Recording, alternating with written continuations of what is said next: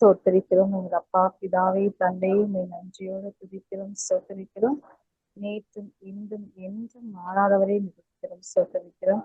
அப்பா குற்றம் மன்னிங்க தேவனே. எங்களுக்காக அடிக்கப்பட்டவரை, நொறுக்கப்பட்டவரை துதிக்கிறோம், சோத்தரிக்கிறோம். எங்களுக்காக உயிர் தெழுந்தவரை நன்றி ராஜா. நித்திய ஜீவனை தந்தவரை நன்றி ஆண்டவரை, சோத்தரிக்கிறோம். அப்பா இப்பொழுதும் இந்த கொடுகையை தந்த தயவுக்காக நன்றி ராஜா. ஆன்மீக கடைசி வரைக்கும் உம்முடைய பிரசன்னம் மாத்திரம் இருக்கட்டும். நீர் மாத்திரம் ஆளுகை செய்யுங்க. ஆவியோடும் உண்மையோடும் உண்மை தொடர்ந்து கொள்ள உதவி செய்யுங்க. நன்றி ராஜா. இயேசு நாமத்தில் ஜெபிக்கிறோம் எங்கள் ஜீவன்ல நல்ல பிதாவே, ஆமென்.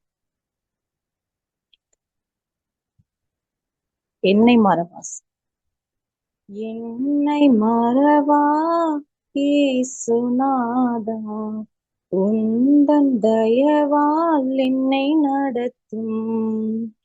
என்னை மறவா இயேசுநாதா, உந்தன் தயவால் என்னை நடத்தும். வல்ல ஜீவ வாக்கு தத்தங்கள் வரைந்தனத்தாய் ஈந்ததாலே ஸ்தோத்திரம். வல்ல ஜீவ வாக்கு தத்தங்கள் வரைந்தனத்தாய் ஈந்ததாலே ஸ்தோத்திரம். ஆபத்திலே அரும் துணையே, பாதைக்கு நல்ல தீபமிதே. ஆபத்திலே அரும் துணையே, பாதைக்கு நல்ல தீபமிதே. என்னை மறவாயேசுநாதா, உந்தன் தயவால் என்னை நடத்தும். பயப்படாதே வலக்கரத்தாலே தாங்குவேனே என்றதாலே ஸ்தோத்திரம். பயப்படாதே வலக்கரத்தாலே தாங்குவேனே என்றதாலே ஸ்தோத்திரம். பாசம் என்மேல் நீர் வைத்ததினால் பறிக்க இயலாதே வரும் என்னை. பாசம் என்மேல் நீர் வைத்ததினால் பறிக்க இயலாதே வரும் என்னை. என்னை மறவாயேசுநாதா, உந்தன் தயவால் என்னை நடத்தும். தாய் தன் சேயை மறந்து விட்டாலும் மறவேன் உன்னை என்றதாலே ஸ்தோத்திரம். தாய் தன் சேயை மறந்து விட்டாலும் மறவேன் உன்னை என்றதாலே ஸ்தோத்திரம். வரைந்திரன்றோ உம் உள்ளங்கையில் வல்லவா எந்தன் புகலிடமே. வரைந்திரன்றோ உம் உள்ளங்கையில் வல்லவா எந்தன் புகலிடமே. என்னை மறவாயேசுநாதா, உந்தன் தயவால் என்னை நடத்தும். என்னை மறவாயேசுநாதா, உந்தன் தயவால் என்னை நடத்தும். திக்கற்றோராய் கைவிடேனே கலங்கிடீரே என்றதாலே ஸ்தோத்திரம். திக்கற்றோராய் கைவிடேனே கலங்கிடீரே என்றதாலே ஸ்தோத்திரம்.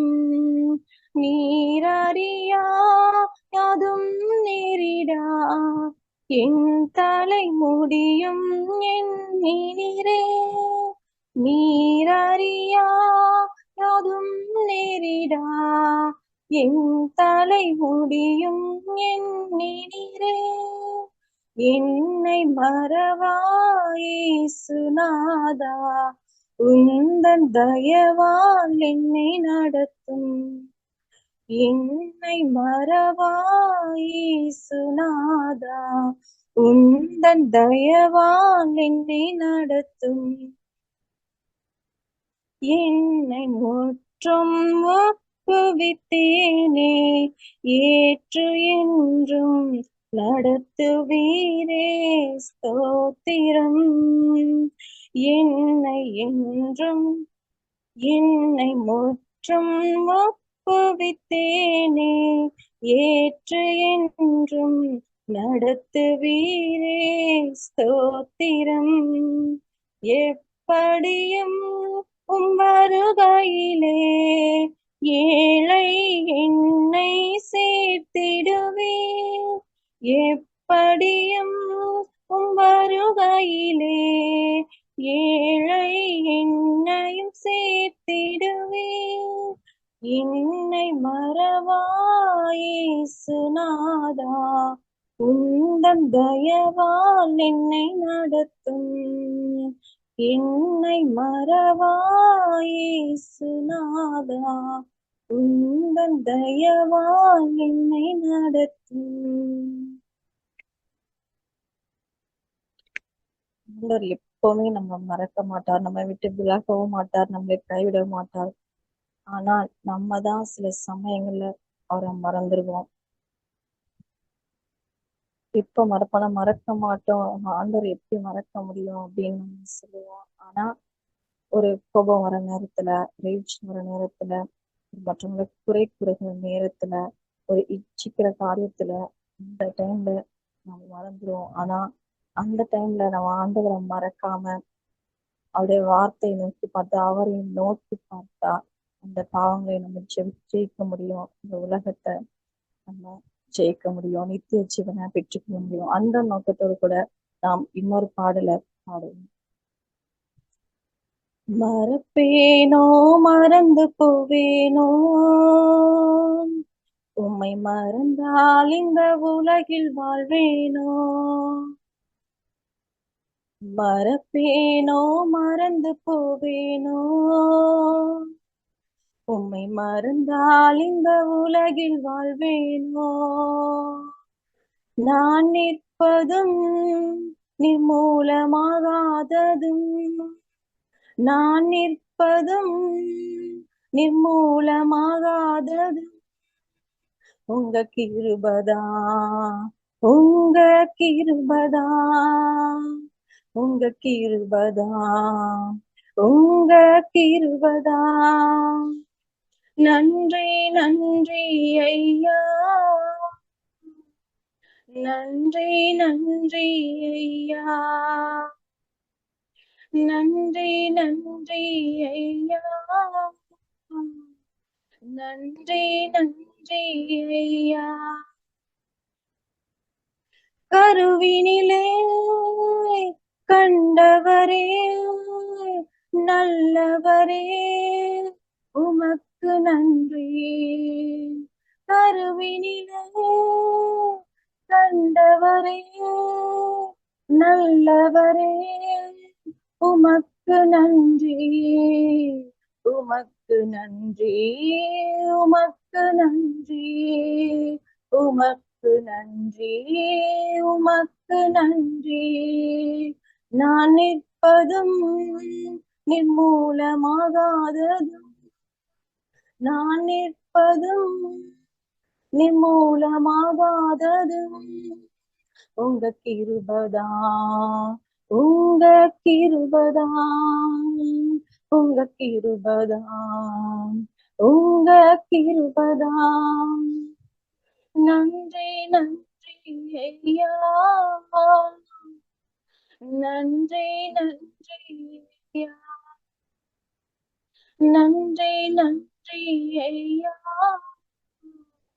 நன்றி நன்றி ஐயா. தாழ்வினிலே நினைத்தவரே, தயபரரே, உமக்கு நன்றி. தாழ்வினிலே நினைத்தவரே தயபரரே உமக்கு நன்றி, உமக்கு நன்றி, உமக்கு நன்றி, உமக்கு நன்றி, உமக்கு நன்றி. நான் நிற்பதும் நிர்மூலமாகாததும், நான் நிற்பதும் நிர்மூலமாகாததும் உங்க கிருபைதான், உங்க கிருபைதான், உங்க கிருபைதான், உங்க கிருபைதான். நன்றி நன்றி ஐயா, நன்றி நன்றி ஐயா, நன்றி நன்றி ஐயா, நன்றி நன்றி ஐயா. பாவியான என்னையும் நீர் தெரிந்து கொண்டீர், உமக்கு நன்றி. பாவியான என்னையும் நீர் தெரிந்து கொண்டீர், உமக்கு நன்றி, உமக்கு நன்றி, உமக்கு நன்றி, உமக்கு நன்றி, உமக்கு நன்றி. நான் நிற்பதும் நிர்மூலமாகாததும், நான் நிற்பதும் நிர்மூலமாகாததும்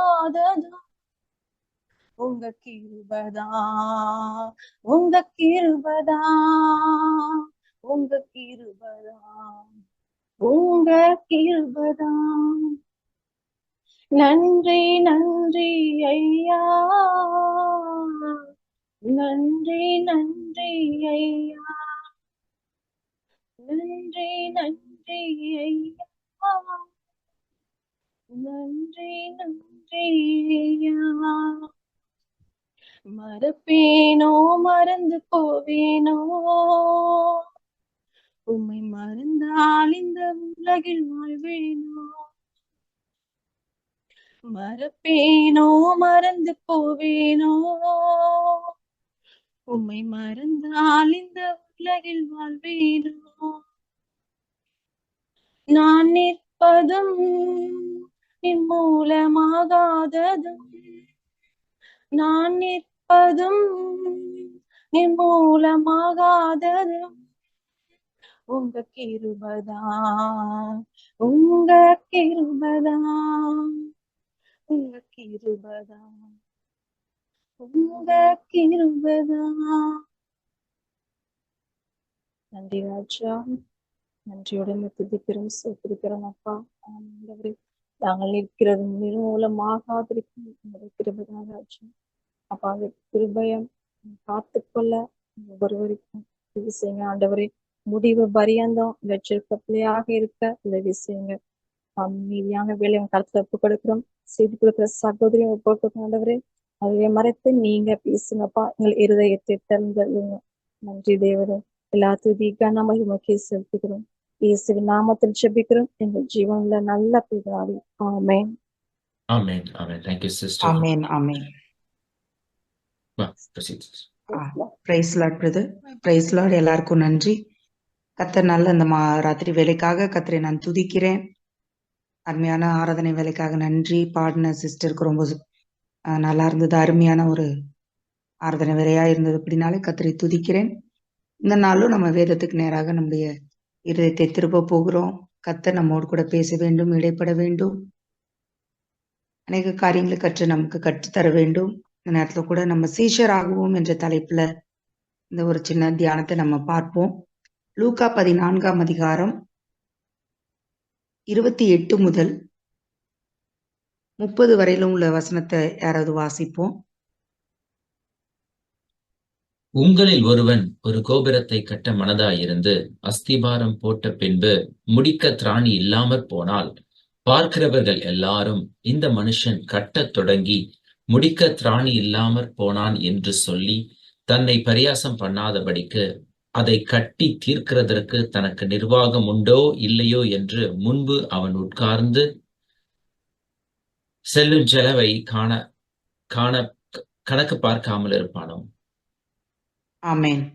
பாருங்க, உங்களில் ஒருவன் ஒரு கோபுரத்தை கட்ட மனதாயிருந்து, பாருங்க, ஒரு கோபுரத்தை கட்டுறதை பத்தி ஒரு உவமை இங்கே சொல்லுகிறார் ஆண்டவர். அநேக உவமைகள் சொல்லப்பட்டிருக்கிறது. அதிகமாக பரலோக ராஜ்யத்துக்கு சம்பந்தப்படுத்தப்பட்ட உவமைகளாக அதிகமான உவமைகள் இருக்கிறது. ஆனா இந்த உவமையை பத்தி ஆண்டவர் சொல்லும்போது, ஒரு கோபுரத்தை நம்ம கட்டுறோம், அல்லது நம்ம ஒரு வீட்டை கட்டுறோம், ஒரு பில்டிங்கை கட்டுறோம், இல்ல ஒரு பிசினஸை தொடங்குறோம், இல்ல ஒரு ஊழியத்தையே தொடங்குறோம். என்ன பண்ணணுமா? எல்லாத்துக்குமே என்ன செய்யணும்? நம்ம சரியா அதுக்கு என்ன பண்ணணும்? முன்கூட்டியே அதற்கு கணக்கு பார்க்கணும்.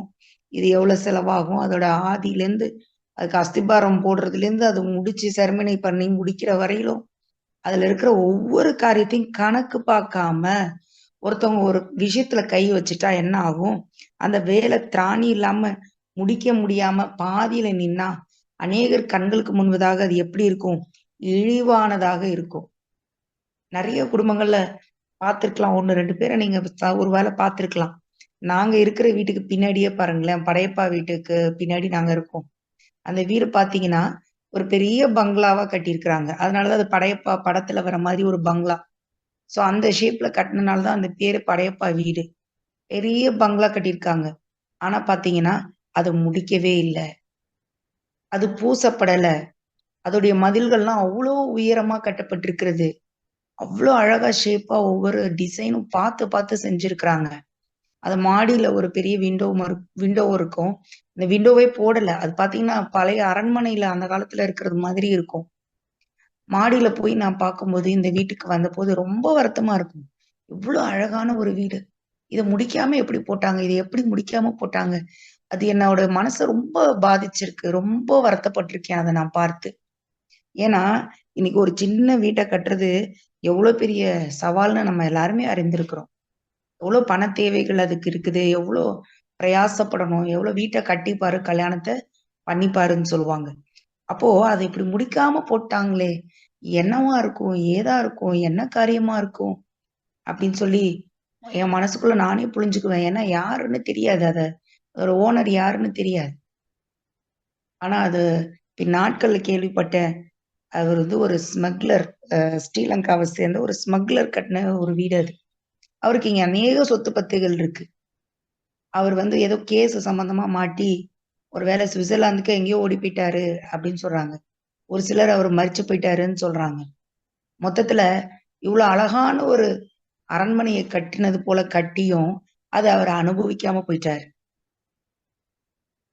ஒரு நிம்மதியற்ற ஒரு வாழ்க்கையில அவர் ஒருவேளை இந்த நேரம் இருக்கலாம். இல்ல உலகத்தையே கூட கடந்து போயிருக்கலாம். என்ன வேணா அவருக்கு ஆயிருக்கலாம். ஆனா அந்த பில்டிங் அவர் யாரு? யாருங்க இப்படி போட்டு வச்சிருக்குது? அப்படின்னு இந்த பில்டிங்கை பாக்குற எல்லாருமே கேட்பாங்க. எல்லாருமே ஒரு இழிவா ஒரு வார்த்தையை சொல்லிட்டு போயிருவாங்க. அது போல நம்முடைய இந்த ஒரு ஊமைய மனசுல வச்சுப்போம். அதுக்கு அடுத்த ஒரு ஊமை சொல்லப்பட்டிருக்கிறது. 31வது வசனத்துல இருந்து வாசிப்போம். 31, 32. அன்றியும் ஒரு ராஜா மற்றொரு ராஜாவோட யுத்தம் செய்ய போகிற போது தன்மேல் 20,000 சேவகரோடே வருகிற அவனை தான் 10,000 சேவகரை கொண்டு எதிர்க்க கூடுமோ கூடாதோ என்று முன்பு உட்கார்ந்து ஆலோசனை பண்ணாமல் இருப்பானோ? கூடாதென்று கண்டால் மற்றவன் இன்னும் தூரத்தில் இருக்கும் போதே ஸ்தானாதிபதிகளை அனுப்பி சமாதானத்துக்கானவைகளை கேட்டுக்கொள்வானே. ஆமென். இங்க பாருங்க, ஒரு ராஜாவை பத்தின ஒரு ஊமை. ஒரு ராஜா, ஒரு நாட்டுல ஒரு யுத்தம் வருது. அவனுக்கு சேவகர் 20,000 பேர் வராங்க, எதிரி நாட்டுக்காரங்க. என்கிட்ட வெறும் 10,000 பேர் தான் இருக்காங்க அப்படின்னு தெரியுது. பிராக்டிக்கலா என்ன ஆயிடுவோம்? நம்ம தோத்து போயிடுவோம் அப்படின்னு அவன் உணர்ந்தா, முன்னாடியே அதுக்கு யோசிச்சு எப்படி இந்த யுத்தத்தை தடுக்கலாம்? இதுல இருந்து நம்ம எப்படி எஸ்கேப் ஆகலாம்? நம்ம நாடு அழியாம இருக்க நம்ம என்ன பண்ணலாம்? நம்முடைய ராஜ்யத்தை காப்பாற்றிக் கொள்ள நம்ம என்ன செய்யலாம்? அவன் ஈஸியா ஜெயிச்சுட்டு இவனையும் கொண்டு போய் ஜெயில போட்டுருவான், இல்ல கொலை பண்ணி போட்டுட்டு போயிடுவான், அந்த நாட்டையும் எடுத்துட்டு போயிடுவான். அப்போ அவன் யோசிக்காம இருப்பானா? தன்னுடைய எல்லாவற்றையும் ஒரே நாளிலே இழக்க வேண்டி வரும். தன்னுடைய பலவீனம் என்ன, பலம் என்ன தெரியாம ஒரு காரியத்துல யாரும் இறங்கக்கூடாது. நான் ரொம்ப பலவான்னு சொல்லி எப்பவுமே திங்க் பண்ணிக்க கூடாது. என்னுடைய பலவீனம் என்ன என்று சொல்லி இன்னொரு புறத்தையும் அந்த ராஜா அறிந்து முன்னுக்கூட்டியே யோசிச்சு முன்னாடியே அவன் ஒரு சமாதானத்துக்கு ஏதுவானதை அவன் முடிவெடுத்து அவன் எப்படியாவது அந்த யுத்தத்தை தடுப்பதற்கு அவன் முயற்சி செய்வான். அப்போ இந்த 2 உவமையும் எதோட கூட ஆண்டவர் ஒப்பிட்டு இருக்கிறார் அப்படிங்கிறத நம்ம இப்ப பார்க்க போறோம். இந்த முதல் உவமை ஒரு கட்டடத்தை கட்டுறதை பத்தி நம்ம பார்த்தோம். இதுக்கு முன்னாடி வசனம் என்ன சொல்லுதுன்னு பார்ப்போம். 27வது வசனம் வாசிங்க பிரதர். லூக்கா 15:27. தன் சிலுவையை சுமந்து கொண்டு எனக்கு பின் செல்லாதவன் எனக்கு சீஷனாய் இருக்க மாட்டான். ஆமென். சீஷரை குறித்து சொல்லும்போதுதான் தேவன் இந்த உவமையை சொல்றார். சீஷனாய் இருக்க தன் சிலுவையை சுமந்து கொண்டு எனக்கு பின் செல்லாதவன் எனக்கு சீஷனாக இருக்க மாட்டான். ஒரு சீஷனாக இருக்கிறவன் என்னெல்லாம் அவன் திங்க் பண்ணிதான் வரணும். இந்த ஊழியத்துக்கு அப்படியே எடுத்தான் கவுத்தம்லாம் வரக்கூடாது. ஒருவன் சீஷன் ஆகிறான், ஆண்டவருடைய பிள்ளையாகிறான், ஆண்டவருடைய காரியத்தை செய்ய போகிறவனாக இருக்க போகிறான் அப்படின்னா அது ஒண்ணு ஈஸியான விஷயம் கிடையாது. கலப்பையில கை வைத்த எவனும் பின்னிட்டு திரும்பி பார்க்க கூடாது என்று சொல்லி வேத வசனம் நமக்கு சொல்லுகிறது. அதோட இந்த பில்டிங் கட்டுற அந்த ஊமையை யோசிச்சு பாருங்க.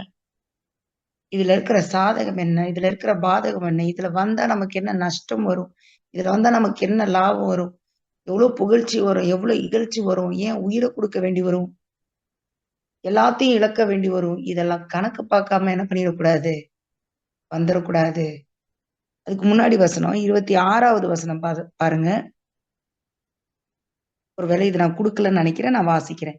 26வது வசனம் லூக்கா 15:26.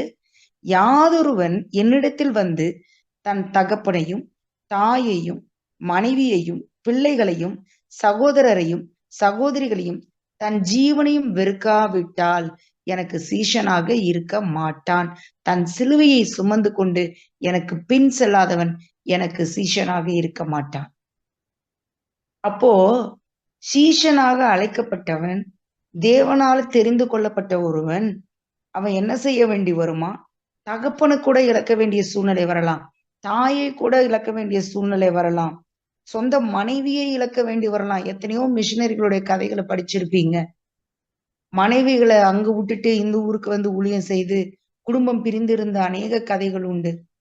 மனைவியெல்லாம் மறிக்க கொடுத்த அநேக கணவர்களாக இருந்த அநேக மிஷினரிகள் உண்டு. பிள்ளைகளை மறிக்க கொடுத்து விட்டு ஊழியம் செய்த மிஷினரிகள் உண்டு. ஏன், அவங்க உயிரையே ரொம்ப பணைய வச்சிருக்கிறாங்க. வந்த அநேக மிஷினரிகள் இளம் வயதிலேயும் மறித்து போனார்கள். பாருங்க, பிள்ளையை இழக்க வேண்டிய சூழ்நிலை, சகோதரர்கள் சகோதரிகள் அவருடைய அன்பை இழக்க வேண்டியிருக்கும். எதுவா இருந்தாலும் ஆயத்தமா இருக்கிறோமா? ஜீவனையும் இருக்காவிட்டோம். என்ன இன்னொன்னு என்னது, உயிரையே கூட இழக்கிறதுக்கு ரெடியா இருக்கிறோமா? அவன்தான் சீஷன் என்று வேதம் சொல்லுகிறது. தன் சிலுவையை சுமந்து கொண்டு எனக்கு பின் செல்லாதவன் எனக்கு சீஷனாக இருக்க மாட்டான். கிறிஸ்து எப்படி சிலுவையை சுமந்தாரோ, அவருக்கு ஒரு பாரம் எப்படி கொடுக்கப்பட்டதோ, அதே பாதையில தான் நம்மளும் கடந்து செல்லுகிறோம். நம்ம எல்லாரும் என்ன சொல்லிக்கிறோம்? நமக்குள்ள என்ன பேர் இருக்குங்க? யாராவது சொல்லுங்க பாப்போம். டிஸ்டர்ப் பண்ணாதீங்க ப்ளீஸ், கெட் அவுட்.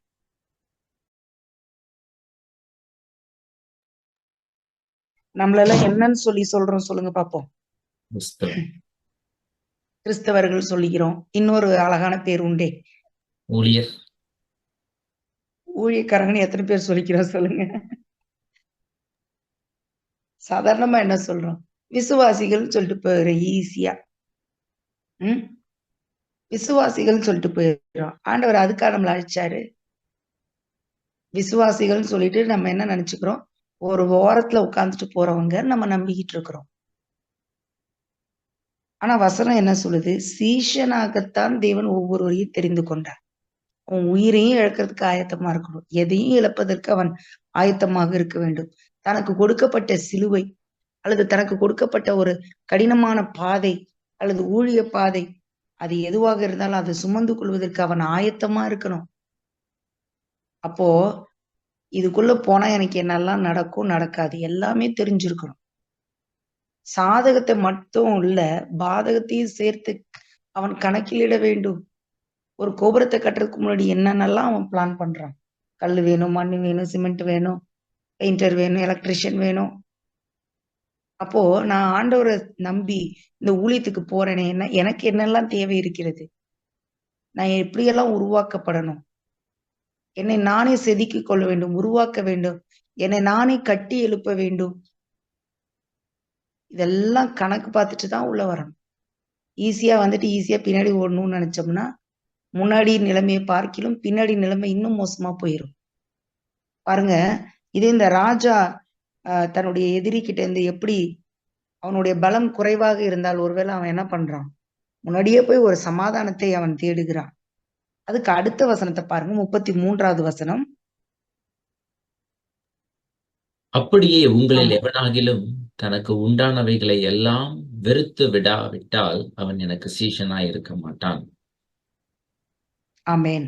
பாருங்க, இந்த இந்த ராஜாவுடைய உண்மையிலையும் என்னதான் சொல்லப்பட்டிருக்குது, அதை தொடர்ந்து வர வசனம் என்னதான் இருக்குது, சீஷர்களை குறித்தே சொல்லப்பட்டிருக்கிறது.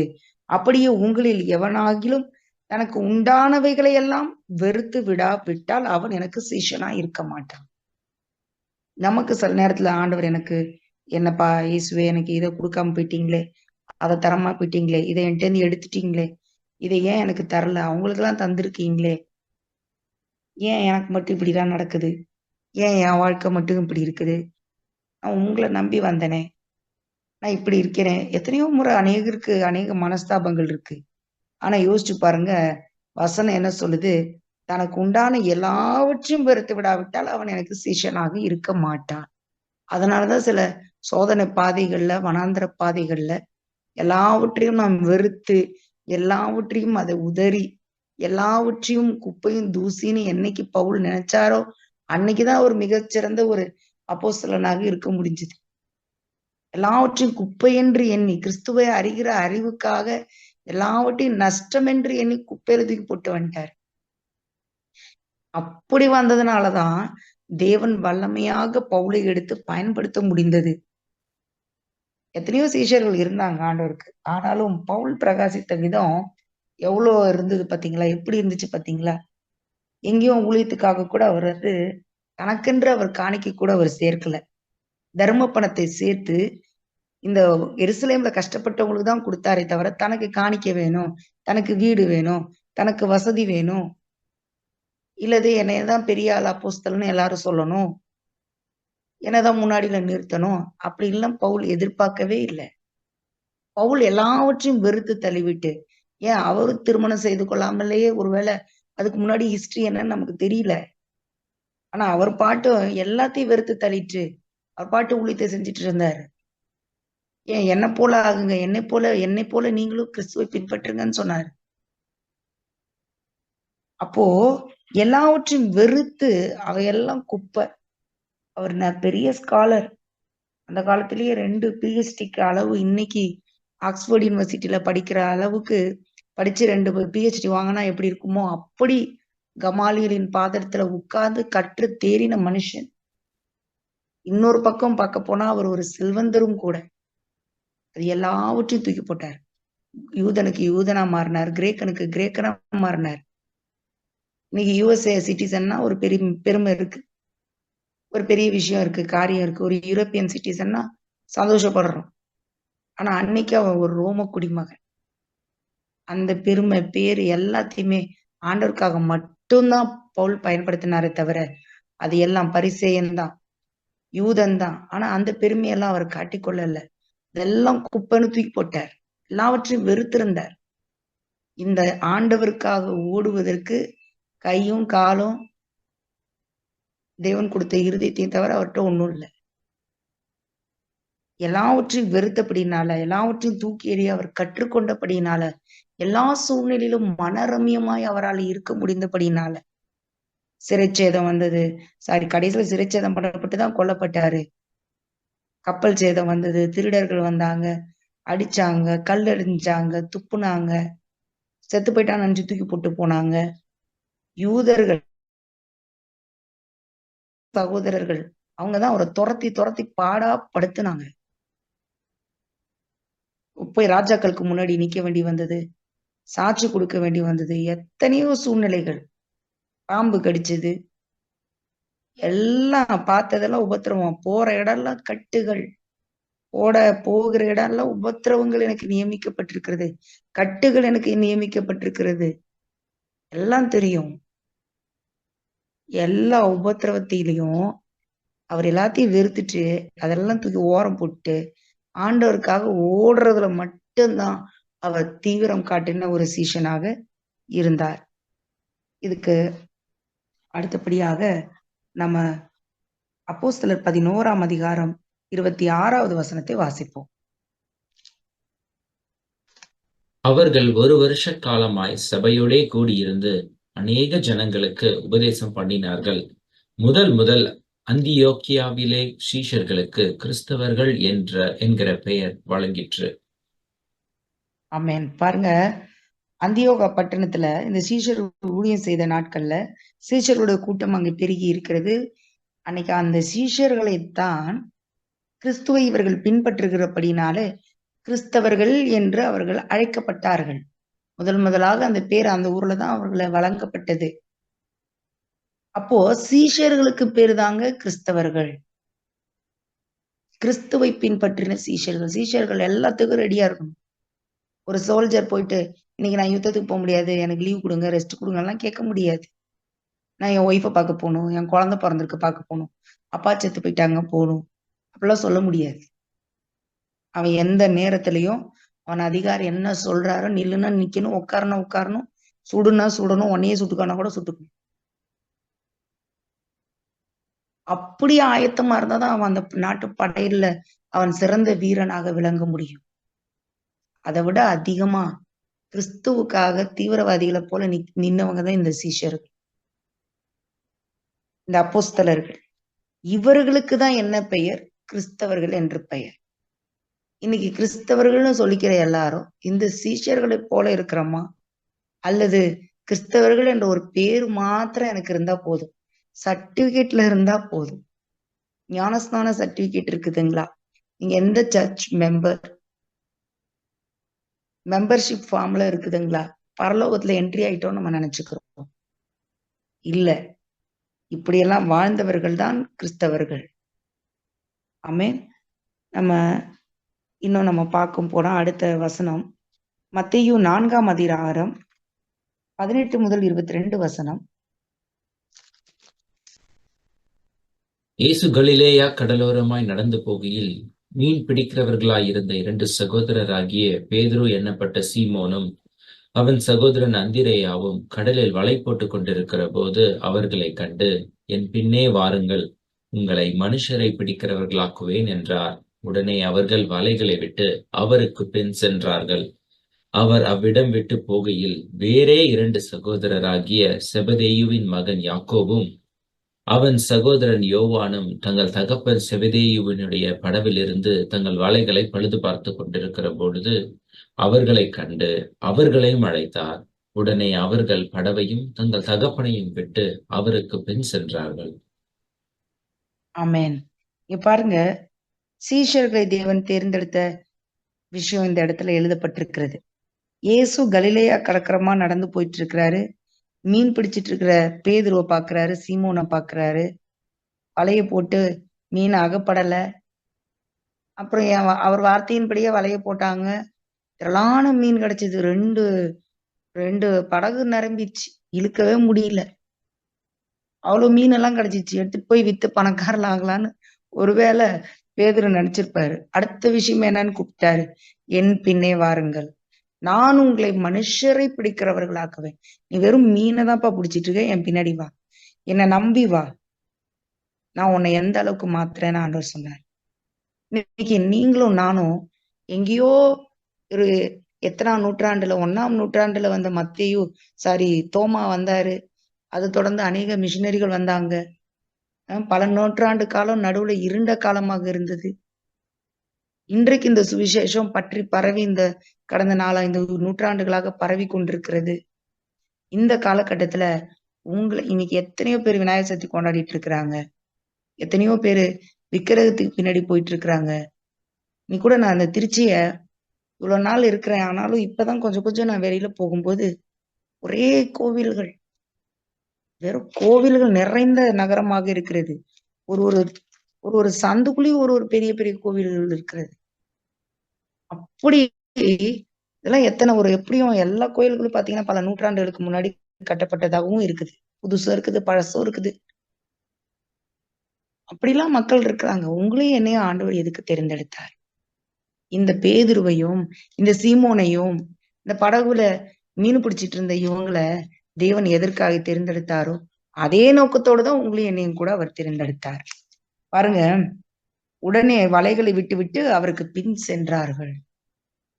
ரொம்ப ஹைலைட் என்னன்னா, இவங்களுக்கு பெருசா விவரம் தெரியாது. இந்த மீனை வித்தா என்ன காசு கிடைக்குன்னு கூட கால்குலேஷன் தெரியாது. இம்மீடியட்டா முடிவு பண்ணிட்டு ஓடிட்டாங்க. நமக்கெல்லாம் கொஞ்சம் கால்குலேட்டிவ் மைண்ட் இருக்குது, கம்பேரிட்டிவ் மைண்ட் இருக்குது, உலக பிரகாரமா சிந்திக்கிற நாலேஜ் இருக்குது. நம்ம அநேக நேரம் என்ன பண்ண மாட்டோம், இவங்க அப்படியே விட்டுட்டு வலையை மட்டும் விட்டுட்டு போல, நிறைய விஷயங்களை விட்டுட்டு ஓடி போயிட்டாங்க இயேசுப்பா பின்னாடி. நிறைய விஷயங்களை அவங்க விட்டு கொடுத்தாங்க, நிறைய விஷயங்கள் தங்களை மாற்றிக்கொண்டாங்க. சாதாரண மனுஷர்களாக இருந்த இவங்களை பார்த்து உலகம் ஆச்சரியப்படத்தக்கவர்களாய் மாறினார்கள்.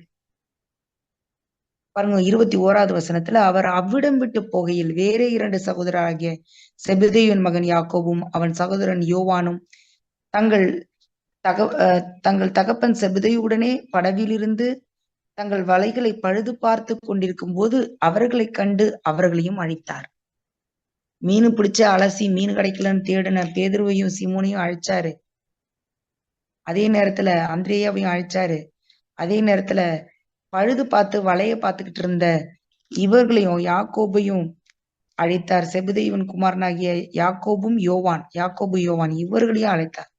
பேசிக்கா இந்த 4 பேருமே மீன் பிடிக்கிறவங்க தான், சாதாரணமானவங்க தான், ஒதுக்கப்பட்ட மக்கள் தான். இன்றைக்கும் சமுதாயத்துல ஒரு நல்ல அந்தஸ்து கிடைக்காத மக்கள் தான். மீனவர்கள்னா ரொம்ப நம்ம மீனவங்க தானே அப்படின்னு பாக்குறோம். ஆனா ஆண்டவர் அன்னைக்கே அப்படிப்பட்ட சாதாரணமானவர்களை தன்னுடைய முதல் சீஷர்களாக தேர்ந்தெடுத்திருக்கிறார். சோ இவங்களை எதுக்கு அழைச்சாரு? நான் நம்புறேன், என்னை அழைச்ச நோக்கமும் அதேதான். ஆண்டவருக்கு வேற எதுவும் புதுசால நோக்கம் இருக்க வாய்ப்பு இல்லையே. மனுஷர்களை பிடிக்கத்தானே இவர்கள் அழைத்தாரு. அப்ப நம்மளும் சீஷர்கள் எப்படிப்பட்டவர்களாக இருந்தாங்க, அப்படியே இயேசு என்ன செஞ்சாரோ அதை அப்படி செய்ய அழைக்கப்பட்டார்கள். இயேசு எப்படி இருந்தாரோ, எப்படி வாழ்ந்தாரோ, எதை பண்ணாரோ அதை கற்றுக்கொள்ளதான் தேவன் அவர்களை அததான் அவர்களுக்கு கற்றுக் கொடுத்தாரு, அததான் அவர்கள் செய்தார்கள். இன்னைக்கு உங்களையும் என்னையும் கூட ஒரு ஓரத்துல விசுவாசிங்கன்னு சொல்லி ஒதுக்கி உட்கார வச்சிருப்பாங்க. நம்பிட்டு இருக்காதீங்க. நம்ம வெறும் விசுவாசிகளா மட்டும் ஆண்டவர் அழைக்கல. விசுவாசினா என்னது? ஆண்டவர் விசுவாசிக்கிறதுனால விசுவாசிகள் நமக்கு பேர் இருந்தாலும் அதை தாண்டி முக்கியமான ஒரு விஷயம் எது? நாம் சீஷர்களாக இருக்க வேண்டும். கிறிஸ்துவ நம்புறேன் போதும் அப்படி மூலையில உட்காரக்கூடாது. கிறிஸ்துவை போலவே நான் செயல்பட அழைக்கப்பட்டிருக்கிறேன். கிறிஸ்துவுக்காகவே நான் முற்றிலும் வாழ அழைக்கப்பட்டிருக்கிறேன். கிறிஸ்துவை போலவே எல்லாவற்றையும் வெறுத்து, அவர் பரலோக மேன்மையை வெறுத்து, பரலோக வாழையெல்லாம் விட்டுட்டு நமக்காக இந்த பூலோகத்துக்கு வந்து, நமக்காக எல்லாவற்றையும் சிலுவையை சுமந்து எந்த பாதையில அவர் கடந்து சென்றாரோ அதே பாதையில செல்ல தேவன் நம்மையும் அழைத்திருக்கிறார் என்பதை நம்ம மறந்து போயிடக்கூடாதுங்க. நான் வெறும் ஒரு சாதாரண குடும்ப ஸ்திரியா இருக்கலாம், உங்களுக்கு ஒரு வேலை இருக்கலாம், நல்ல வேலை இருக்கலாம், ஒரு பெரிய அதிகாரியாக இருக்கலாம், இல்ல யாருமே கண்டுக்காத ஒரு ஆளாக கூட இருக்கலாம். ஆனா பரலோகம் உங்களை கண்டு கொண்டிருக்கிறது. தேவன் உங்களை தேர்ந்தெடுத்திருக்கு நோக்கம், பெரிய நோக்கம் இருக்குது. அந்த நோக்கம் ஒன்றும் சாதாரணமான நோக்கம் கிடையாது. நீங்க மத்தவங்க கண்ணுக்கு சாதாரணமாக இருக்கலாம், ஏன் என் கண்ணுக்கே நான் அற்பமான ஒரு ஆளாக இருக்கலாம். ஆனா தேவன் அப்படி அற்பமா பார்த்தாரெல்லாம் நம்மளை அழைச்சிருக்க மாட்டார். நம்மளை வச்சு பெரிய காரியத்தை செய்ய, இதோ மனுஷர்களை பிடிக்கிறவர்களாக்க, அநேக காரியங்களை, அநேக ஆத்துமாக்களை கொள்ளை பொருள்களாக நாம் சம்பாதிக்கிறவர்களாய் காணப்பட, உன்னத உயர்ந்த நோக்கத்தோடு, அந்த நோக்கத்தோட தான் தேவன் நம்மை தெரிந்து கொண்டாரே ஒழிய நானும் 10ஓட 11வது ஆளா போய் உட்கார்றதுக்கு அல்ல. அவருக்காக செயல்படவே நான் அழைக்கப்பட்டிருக்கிறேன். அவருடைய சீஷியாகவே, அவருடைய சீடனாகவே நான் அழைக்கப்பட்டிருக்கிறேன். ஒரு இந்துவா இருக்கட்டும்ங்க, ஒரு முஸ்லிமா இருக்கட்டும், பாருங்க, அவ்வளோ டெடிகேஷன் இருக்கு தெரியுமா உங்ககிட்ட? அவன் சீசனா இருக்கணும்னு வச்சுக்கோங்க, ஏதோ ஒரு ஆசிரமம் இருக்குன்னு வைங்க, செருப்பு போடாதன்னா அவன் போட போறது இல்ல. காவி தாண்டா கட்டணும்னா கட்டிக்குப்பான். நீ நான்வெஜ் எல்லாம் தொடக்கூடாதுன்னா தொட்டிருக்க மாட்டான். இதை விட்டுருன்பா, அதை விட்டுருன்பா, இதை பண்ணுன்பா, அதை பண்ணும்பா, எல்லாத்தையுமே போனான். தலைகீழ நின்னுனா கூட நிப்பான், ஆணியில நின்னுனா நிப்பான், வேலை குத்திக்கன்னா குத்திப்பான். பார்த்திருக்கீங்களா நிறைய இடத்துல கொடுமையான நிவர்த்திகள், கொடுமை தீயில நடக்குவான், நடப்பான். நம்மள ஆண்டவர் அப்படிலாம் சொல்லலைங்க. நம்மள அப்படிலாம் சொல்ல, நமக்கு கடினமான எந்த ஒண்ணுத்தையுமே ஆண்டவர் சொல்லல. நம்மள அவரை போல ஆகும்படி அழைத்தார். நம்மளை வருத்திக் கொள்ளும்படியாக தேவன் நம்மை அழைக்கவில்லை. நம்மை சாதாரணமாக எடை போட்டு ஒரு மூலையில உட்கார்வதற்கு தேவன் அழைக்கவில்லை. இப்போ அவங்க எல்லாம் அவ்வளோ டெடிகேஷனா இருக்கும்போது, உண்மையுள்ள ஜீவனுள்ள மெய்யான தேவனுக்கு நான் எவ்வளவு டெடிகேட் பண்ணணும்? தன் ஜீவனையும் இழக்க விரும்புறவனுக்கு என்ன பண்ணுவாரு? அது திருப்பி கொடுப்பாரு. ஆனா தன்னுடைய ஜீவனத்துக்காகவே ஓடிக்கிட்டு இருக்கவன் இருக்கிற எல்லாத்தையும் ஒரு நாள் இழந்து போயிடுவான். இந்த உலகத்துல என்னத்த சம்பாதிச்சாலும், எவ்வளவு சேர்த்து வச்சாலும், அது எதுவுமே நம்மளுடைய ஆத்மாவை ரசிக்க போறது கிடையாது. அதெல்லாம் இந்த உலகத்துக்கு வரைக்கும் தான். இன்னைக்கு தேவை, அவ்வளவுதான். ஆமே. இந்த நேரத்துல கூட லூக்கா மத்தேயு 5:13 முதல் 16 வசனம் வாசிப்போம். மத்தேயு 5:13 முதல் 16. நீங்கள் பூமிக்கு உப்பாய் இருக்கிறீர்கள். உப்பானது சாரமற்று போனால் எதினால் சாரமாக்கப்படும்? வெளியே கொட்டப்படுவதற்கும் மனுஷரால் மிதிக்கப்படுவதற்குமே ஒழிய வேறொன்றுக்கும் உதவாது. நீங்கள் உலகத்துக்கு வெளிச்சமாயிருக்கிறீர்கள். மலையின் மேல் இருக்கிற பட்டணம் மறைந்திருக்க மாட்டாது. விளக்கை கொளுத்தி மரக்காலால் மூடி வைக்காமல் விளக்கு தண்டின் மேல் வைப்பார்கள். அப்பொழுது அது வீட்டிலுள்ள யாவருக்கும் வெளிச்சம் கொடுக்கும். இவ்விதமாய் மனுஷர் உங்கள் நற்கிரியைகளை கண்டு பரலோகத்தில் இருக்கிற உங்கள் பிதாவை மகிமைப்படுத்தும்படி உங்கள் வெளிச்சம் அவர்கள் முன்பாக பிரகாசிக்க கடவுது. ஆமே. இதுலயே பாருங்க, இந்த 5ல 1வது வசனம், மத்தேயு 5:1, அவர் திரளான ஜனங்களைக் கண்டு மலையின் மேல் ஏறினார். அவர் உட்கார்ந்த பொழுது அவருடைய சீஷர்கள் அவரிடத்தில் வந்தார்கள். இது ஒரு மலை பிரசங்கம். திரளான ஜனங்களை கண்டு மலையின் மேலே ஏறி போறாரு. மலையிலிருந்து அந்த திரளான ஜனங்களுக்கு தான் உபதேசிச்சிட்டு இருக்கிறாரு. அவர் உட்கார்ந்த பொழுது அவருடைய சீஷர்களும் அவரிடத்துல வந்து அங்க இருந்தாங்க. ஏங்க, சீஷர்களுக்கு மட்டும் சொல்லிட்டு போலாமே ஆண்டவரு, ஆவியில எளிமை உள்ளவர்கள் பாக்கியவான்கள், எளிமையா இருங்க, துயரப்படுகிறவர்கள் பாக்கியவான்கள், எனக்காக துயரப்படுங்க, ஆறுதல் அடைவீங்க, சாந்த குணம் உள்ளவர்கள் பாக்கியவான்கள், ஆனப்படிய சாந்தமா இருங்க அப்படின்னு அந்த 12 பேருக்கு மட்டும் ஆண்டவர் சொல்லிட்டு போயிருக்கலாமே. இல்ல, இந்த 12 பேர் தான் சீஷர்கள் நம்ம நினைச்சிட்டு இருக்கிறோம். அங்க வந்த திரளான அந்த கூட்டத்துல எத்தனை பேர் உண்மையான சீஷர்களா அன்னைக்கு மாறி இருப்பாங்கன்னு எனக்கும் தெரியாது, அந்த வேதத்துக்கும் தெரியாது. அது எழுதப்படல, குறிக்கப்படல. பாருங்க, இந்த திரளான ஜனங்கள் எத்தனையோ பேர் அன்னைக்கு மனம் திரும்பி இருக்கலாம், எத்தனையோ பேர் மெய்யான சீஷர்களாக மாறி இருந்திருக்கலாம். நம்ம அந்த திரளான ஜனங்கள்ல ஒரு கூட்டமா, இன்னைக்கு கிறிஸ்தவன்ற ஒரு கூட்டத்துல நான் ஒரு ஒரு சின்னோண்டு ஒரு ஆளா இருக்கிறது அதுக்கு இல்ல நோக்கம். நீங்கள் பூமிக்கு உப்பாய் இருக்கிறீர்கள். இது மத்தேயு 5:13 முதல் 16 சொல்லுகிறது. நீங்கள் பூமிக்கு உப்பாய் இருக்கிறீர்கள். உப்பானது சாரமற்று போனால் எதினால் சாரமாக்கப்படும்? மனுஷரால் மிதிக்கப்படுவதற்கு, வெளியே கொட்டப்படுவதற்கும் மனுஷரால் மிதிக்கப்படுவதற்குமே ஒழிய வேறு ஒன்றுக்கும் உதவாது. இதே லூக்கா 14ஆம் அதிகாரத்துல அந்த ஊமை நம்ம படிச்சோம் இல்லைங்களா? அந்த ஊமை 2 ஊமை படிச்சோம். லூக்கா 14:34. லூக்கா 14:34 எடுக்கலனாலும் பரவாயில்ல, நான் வாசிக்கிறேன். உப்பு நல்லதுதான், உப்பு சாரமற்று போனால் எதினால் சாரமாக்கப்படும்? அது நிலத்துக்காகிலும் எருவுக்காகிலும் உதவாது. அதை வெளியே கொட்டி போடுவார்கள். கேட்கிறதற்கு காதுள்ளவன் கேட்க கடவன் என்றார். சீஷர்களை சொல்லிட்டு அடுத்த வாரத்தை எதுக்கு போயிட்டாரு? உப்புக்கு போயிட்டாரு. உப்பு நல்லதுதான், உப்பு சாரமற்று போன, உப்பு இல்லாத பண்டம் குப்பையிலன்பாங்க. உப்பை பயன்படுத்தாம இருக்கவே முடியாது. உப்பு இல்லாம வாழ்க்கையே என்ன, சாப்பாடு நல்லா இருக்காது. அது போல இந்த சீஷர்கள்லாம் எழும்பி பிரகாசிக்கலன்னா, இவங்கெல்லாம் போய் சுவை கொடுக்கலன்னா, இவங்கெல்லாம் போய் இந்த சுவிசேஷத்தை போய் சொல்லலன்னா, வாழ்க்கை இனிக்காது, வாழ்க்கை நல்லா இருக்காது. மக்கள் இருளுல கிடப்பாங்க. இவங்க தீவட்டியா எரியல, இவங்க வெளிச்சம் கொடுக்க ஒருவேளை மறந்துட்டாங்க அப்படின்னா, உலகம் இருள்ல கிடக்கும். அது வேஸ்டா போகும். உப்புல ஒண்ணுமே டேஸ்ட் இல்லைன்னா என்னதான் பண்ணணும்? தூக்கி கொட்ட வேண்டியதுதான். ஆனா ஒண்ணு யோசிச்சு பாருங்க, இது வரைக்கும் உப்பு எங்கேயாவது டேஸ்ட் இல்லாம போயிருக்குங்களா? உப்பு எங்கேயாவது டேஸ்ட் இல்லாம போயிருக்குங்களா? போனதே இல்லை. அதே போலதான் நம்ம யாரும் அவருக்கு பிரயோஜனம் இல்லாதவங்க கிடையவே கிடையாது. எல்லாரும் பிரயோஜனப்படுத்த விரும்புகிறார் தேவன். எல்லாரும் பிரயோஜனமான பாத்திரம். நான் விசுவாசி தாங்க, எனக்கு ஜெபம் பண்ண தெரியாதுங்க, எனக்கு பைபிள் படிக்க தெரியாது, எனக்கு பாட்டு பாட தெரியாது, என்ன நான்லாம் ஊழியத்துக்கு போக மாட்டேன், நான்லாம் ஆண்டவர் பத்தி யார்கிட்டயும் போய் சொல்ல மாட்டேன், எனக்கு சொல்ல வெட்கமா இருக்குது. இல்ல ஆண்டவருக்காக ஒரு ஸ்டெப் வைக்க தயக்கமா இருக்குது அப்படின்னு சொல்லிட்டு மூலையில நம்ம இருக்கவே கூடாது. உப்பு சாரமற்று போனால் எதினால் சாரமாக்கப்படும்? நீங்க வெளிச்சம் கொடுக்கலன்னா, நீங்க மலை மேல இருக்கிற பட்டணமா நீங்க இல்லைன்னா, விளக்க கொளுத்தி மரக்கால போட்டு மூடுனா உடனே அணைஞ்சு போயிரும். இன்னைக்கு அநேக விளக்குகள் அணைந்து போன விளக்குகளாக இருக்குது. கஷ்டப்பட்டு உங்களுக்கு ஆண்டவரை சொல்லியிருப்பாங்க, கஷ்டப்பட்டு ஒரு ஆத்மாவை ஆதாயப்படுத்தி ஒரு இடத்துல விட்டுருப்பாங்க. யாரோ ஜெபம் பண்ணி, யாரோ வழி நடத்தி, யாரோ ஒரு ஆத்மாவை கொண்டு வந்து உள்ள வச்சிருப்பாங்க.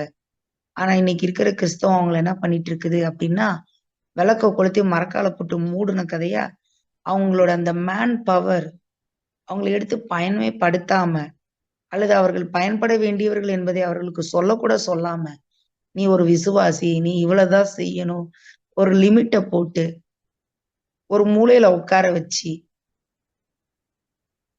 அங்கேயும் போய் சும்மாதான் உட்கார்ந்துட்டு வந்தோம் முன்னாடி இருந்த இடத்துல, இங்கேயும் வந்து சும்மாதான் உட்கார்ந்துருக்க. என்ன மாற்றம்?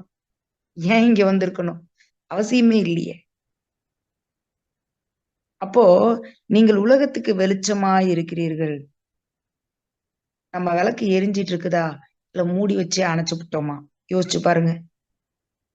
இல்ல அப்படியே மங்கி எரியிற விளக்கா இருக்கிறோமா, தூண்டி விடப்பட்ட விளக்காக இருக்கிறோமா?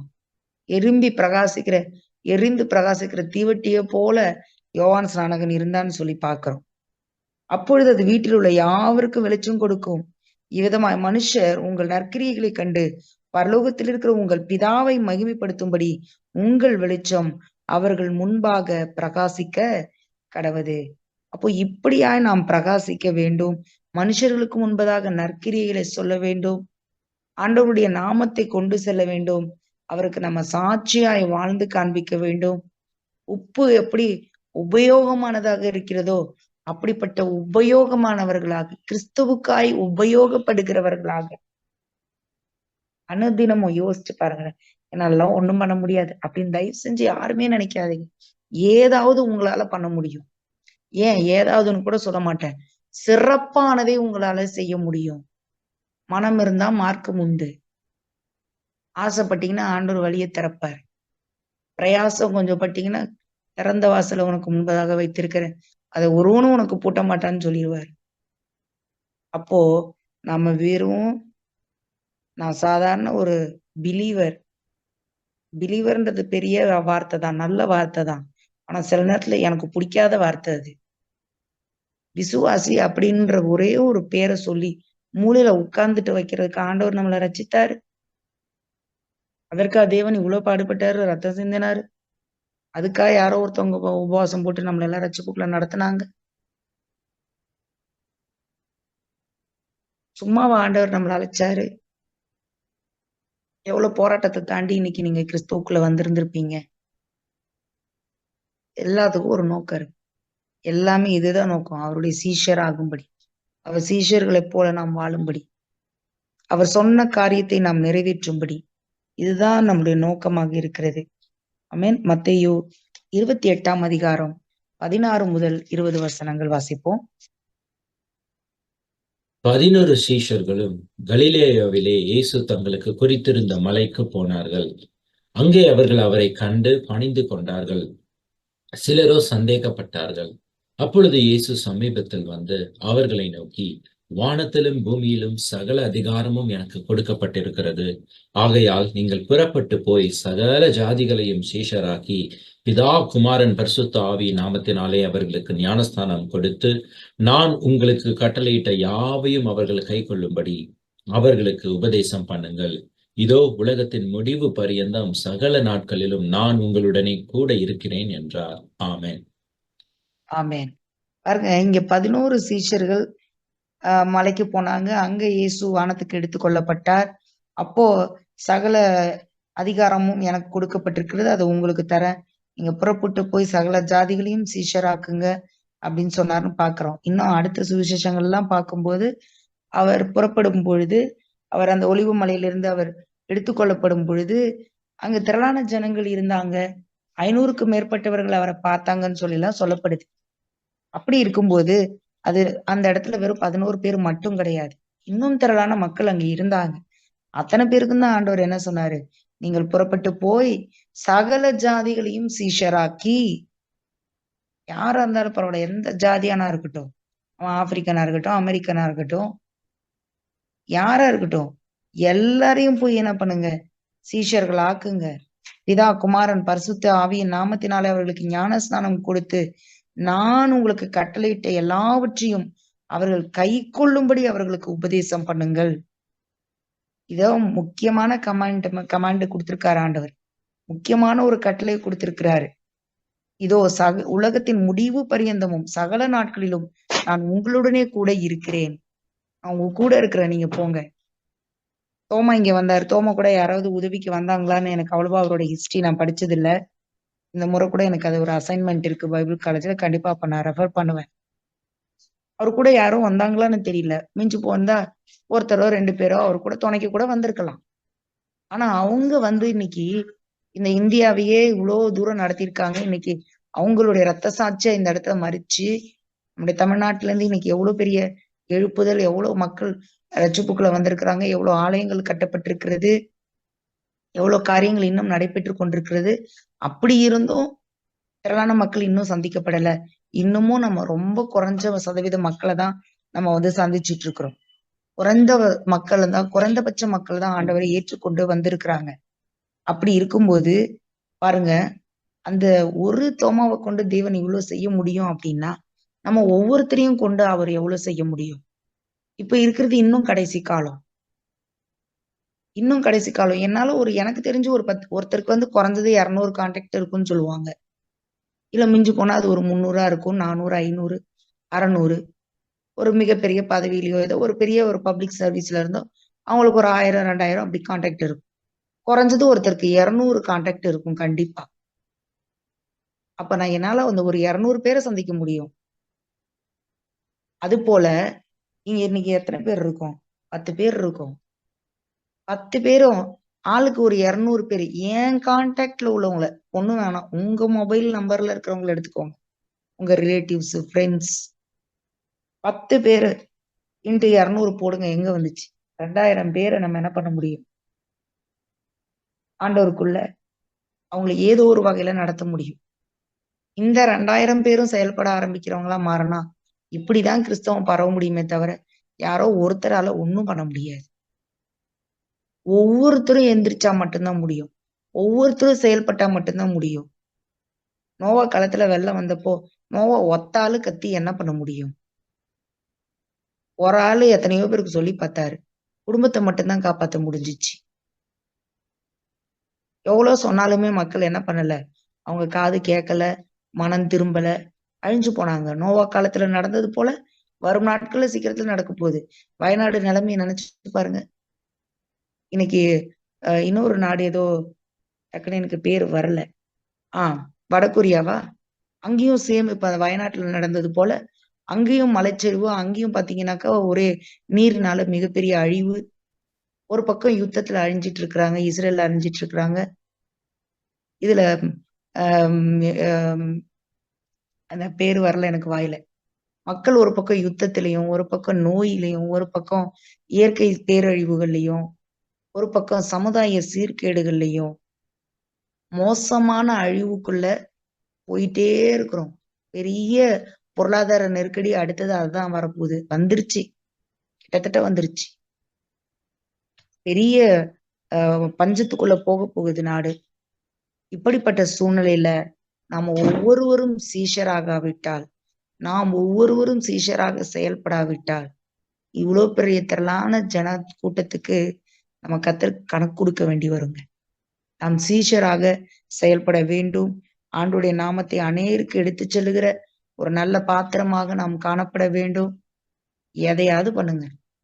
என்ன பண்ணுவீங்க எல்லாம் தெரியாது. எதையாவது பண்ணுங்க. ஆண்டவரை போய் சொல்லுங்க. எங்க அம்மா வந்து ரொம்ப படிச்சவங்க எல்லாம் கிடையாது. 7ஆம் கிளாஸ் டிஸ்கண்டினியூ தான். அவங்க கையில ஆனா ஒருத்தவங்க கிடைச்சாங்கன்னு வைங்களேன், விட மாட்டாங்க. நாங்கெல்லாம் கூட அம்மா வாமா வாமா, ஏம்மா எல்லாத்தையும் போய் சொல்லிட்டு இருக்க, வாமான்னு இழுப்போம். ஏன்னா அவங்க இந்த இடம் பொருள் ஏவல் அல்லது நம்மள என்ன நினைப்பாங்க ஏது நினைப்பாங்க அதெல்லாம் பத்தி கவலையே பட மாட்டாங்க. ஏசப்பா பார்த்து சொல்லி அவங்க கையை பிடிச்சி ஜெபம் பண்ணிட்டு அழுது ஒப்பு கொடுத்து ஜெபம் பண்ணிட்டு தான் நவுருவாங்க. கையில கிடைச்சா விட மாட்டாங்க. அவங்களால எழுந்திருச்சு போய் எங்கேயும் செய்யவும் முடியாது. அவங்க நல்ல உடம்பு இருந்த காலத்திலயும் வீட்டை கிச்சனை தவிர வேற எதுவும் தெரியாது. உழ சந்தைக்கு போக தெரியாது, மார்க்கெட்டுக்கு போக தெரியாது, ரேஷன் கடை எங்க இருக்கிறது தெரியாது. ஆனா சர்ச்சு மட்டும் எங்கேயாவது கண்டுபிடிச்சு கரெக்டா போயிடுவாங்க. எதுவுமே எங்க அம்மாவுக்கு பஸ் ஸ்டாண்ட் கூட தெரியாது. எதுவுமே எங்க அம்மாவுக்கு தெரியாது. அவங்களுக்கு தெரிஞ்சது ஒண்ணே ஒண்ணுதான், ஆண்டவர். அது எப்படியாவது சொல்லணும். யாரு வந்தாலும் சொல்லுவாங்க. யாரு கையில மாட்டினாலும் சொல்லுவாங்க. சொந்தக்காரங்களுக்கு எல்லாம் அவங்க சொல்லும் போது ஐயோ நம்மள ஏதாவது நினைச்சிட போறாங்க அப்படின்னு பயமா இருக்கும். ஆனா கூட அவங்க நிறைய பேர் பின்னாட்கள்ல உங்க அம்மா எனக்காக சொன்னாங்க, உங்க அம்மா எங்களுக்காக அழுது ஜெபம் பண்ணாங்க, நீங்க எல்லாம் எங்களுக்கு சொல்லணும்னு எவ்வளவு எங்களுக்காக எல்லாம் பிரேயர் பண்ணீங்க. ஒரு ஜாதி மக்கள் சொல்றாங்க, சொந்தக்காரங்க சொல்றாங்க, ஜாதிக்காரங்க சொல்றாங்க. அந்த நேரத்துக்கு நம்மள தூஷிப்பாங்க. ஆனா ஃபியூச்சர்ல ஒரு நேரம் வரும்போது நம்மளை அறிந்து கொள்ளுவார்கள். அதனாலதான் பவுல் சொன்னாரு, சவுல் சமயம் வாய்த்தாலும் வாய்க்காவிட்டாலும் ஜாக்கிரதையாக இந்த சுவிசேஷத்தை பிரசங்கம் பண்ணுன்னு சொன்னாரு. சோ இந்த நாள்ல கூட நாம் சீஷர்களாக செயல்படுவோம். இதோடைய தொடர்ந்து அடுத்த பகுதியை இதோட மீதியை நம்ம இன்னொரு முறை நம்ம சந்திப்போம். அந்த முறை நம்ம அதை தியானம் பண்ணுவோம். கர்த்தருடைய நாமம் மகிமைப்படுவதாக. ஆமென். ஆமென். Thank you, sister. வேற ஏதாவது வேத வசனங்கள் இருக்குமானால் இந்த நேரத்தில் நீங்கள் பகிர்ந்து கொள்ளலாம். எதுவும் கேள்விகள் இருக்குமானாலும் நீங்கள் இந்த நேரத்தில் பகிர்ந்து கொள்ளலாம்.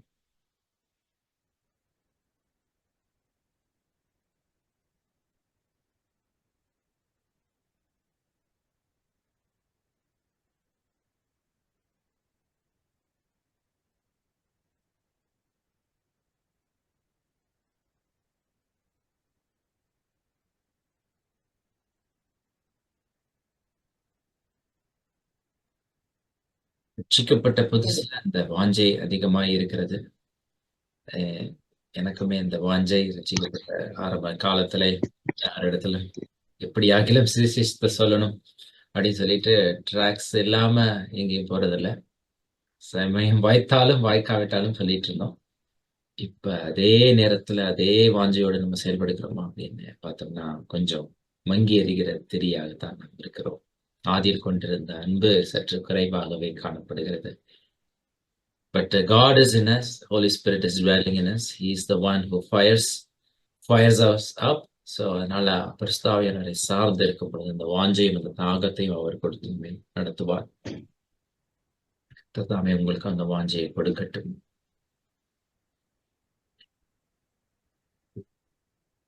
Alright. Amen. Pray பண்ணி க்ளோஸ் பண்ணிடுங்க சிஸ்டர். Thank you Jesus. அன்புள்ள இயேசப்பா, உமக்கு நன்றி இயேசப்பா. இந்த நாள்ல கூட சீஷராகுவோம் என்ற இந்த தலைப்புல நாங்க வாசித்த வசனங்களுக்காக, தேவன் எங்களோடு இடைப்பட்ட காரியங்களுக்காக அப்பா நாங்கள் நன்றியோடு கூட உண்மை துதிக்கிறோம் அப்பா. நாங்கள் அப்பா எங்களை தெரிந்தெடுத்த நோக்கத்தை நாங்கள் மறந்து போனவர்களாக இராதபடிக்கு அப்பா அனுதினமும் உமக்காக செயல்பட்டு கொண்டிருக்கிறவர்களாய் அப்பா உப்பால் சாரமுள்ள உப்பாய் நாங்கள் காணப்பட, வெளிச்சம் அநேக ஜனங்களுக்கு வெளிச்சம் கொடுக்கிற மக்களாய் காணப்பட, உடைய அன்பை நாங்கள் மக்களுக்கு வெளிப்படுத்த, குடும்பத்துல உள்ள நபர்களை நாங்கள் ரட்சிப்புக்குள்ள நடத்த, எங்கள் உறவினர்களை ஆண்டவருக்குள்ள கொண்டு வர அப்பா இந்த கடைசி நாட்கள்ல யாராவது ஒரு சிலரையாகிலும் நாங்கள் ஆண்டவரை உம்மிடத்துல கொண்டு வருவதற்கு பிரயாசப்பட ஆண்டவரே எங்களுக்கு கிருபை தாங்க ஆண்டவரே. என் ஜீவனுக்கு ஈடாக ஆத்துமாக்களை எங்களுக்கு கொடுங்க ஏசப்பா. அப்பா, ஆத்துமாக்களை ஆதாயம் பண்ணி கொள்கிற ஞானம் உள்ளவன் என்று சொல்லி பார்க்கிறோம் அப்பா. நாங்க சம்பாதித்த பொருளையோ பொன்னையோ வீட்டையோ அல்லது சொத்து பத்துகளையோ பேரையோ புகழையோ பல்லவத்துக்கு தூக்கிட்டு வர முடியாது ஏசப்பா. ஆனா என் கூட திரளான கூட்ட மக்களை நான் அழைத்து கொண்டு வர முடியும் ஆண்டவரே. அப்பா, அழிவில்லாத அந்த திரளான ரட்சிப்பை அப்பா மக்களுக்கு கொடுக்க, அநேகரை ஆண்டவர்களை கொண்டு வர, வெறுங்கையோட நான் பல்லவத்துக்கு வராதபடிக்கு ஒரு கூட்ட மக்களோடு கூட நான் வர நீ ஆயத்தப்படு. உன்னோடு கூட இருக்கிறவர்களை நீ ஆயத்தப்படுத்து. நீ அவர்களுக்கு காவலானா இரு என்று சொன்னீங்களே, அதை நாங்கள் நிறைவேற்ற அப்பா எங்களுக்கு கிருபை தாங்க ஆண்டவரே. தொடர்ந்து எங்களை வழி நடத்துங்க. இந்த நாள்ல செய்தியை கேட்ட ஒவ்வொரு பிள்ளைகளையும் கர்த்தர் ஆசீர்வதிங்க. அவர்களும் சிந்தித்து செயல்பட அவருடைய உள்ளத்துல தேவன் இடைப்பட வேண்டும் என்று ஜெபிக்கிறேன் அப்பா. உமக்கு ஸ்தோத்திரம். இந்த நாளும் அப்பா இந்த வேத வசனங்கள் அவருடைய வாழ்க்கையில வெளிச்சத்தை கொண்டு வரட்டும் அப்பா. தூங்குகிற அவர்களாக நாங்க இல்லாம விழித்து செயல்படுகிறவர்களாக எங்களை ஆசீர்வதிங்கப்பா. எல்லா துதியும் கனமும் மகிமையும் உமக்கே செலுத்துகிறோம். இயேசு கிறிஸ்துவின் இன்ப நாமத்துல வேண்டி ஜெபிக்கிறோம் ஜீவனுள்ள எங்கள் நல்ல பரமபிதாவே. ஆமேன் ஆமேன். ஆத்துமாவே கர்த்தரை ஸ்தோத்திரி. கர்த்தரை ஸ்தோத்திரி. என் முழு உள்ளமே அவருடைய பரிசுத்த நாமத்தை ஸ்தோத்திரி. என் ஆத்துமாவே கர்த்தரை ஸ்தோத்திரி. கர்த்தர் அவர் செய்த சகல உபகாரங்களையும் மறவாதே. ஆமேன். Thank you all for joining today. God bless you all. Thank you, brother. Thank you.